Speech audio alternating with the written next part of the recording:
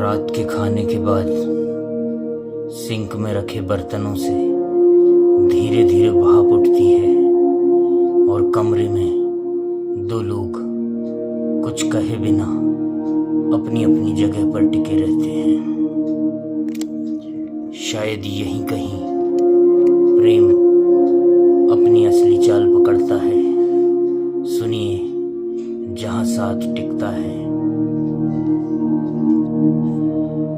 रसोई में नल आधा खुला है।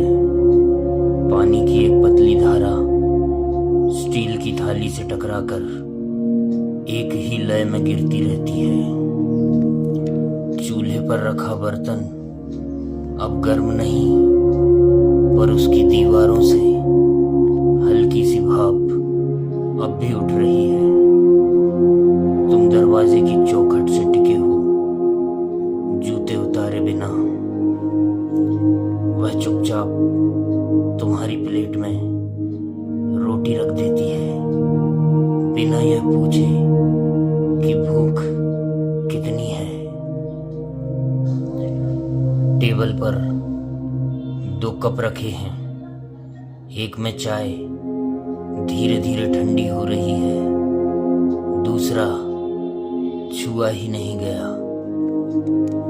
बीच में कोई बात नहीं, सिर्फ चम्मच की हल्की आवाज जो कभी कभी सन्नाटे को छू जाती है।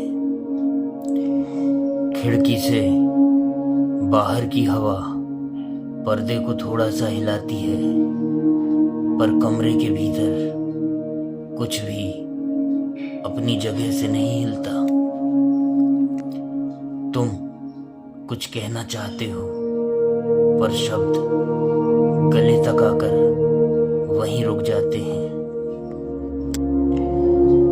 वह पानी का गिलास तुम्हारी ओर सरका देती है, जैसे बात को दूसरे तरीके से कह दिया हो।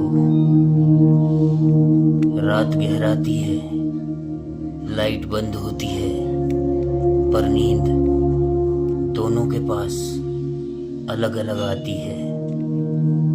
अंधेरे में एक हाथ धीरे से दूसरे के पास आता है, पूरी तरह पकड़ता नहीं, बस हल्का सा छूकर रुक जाता है।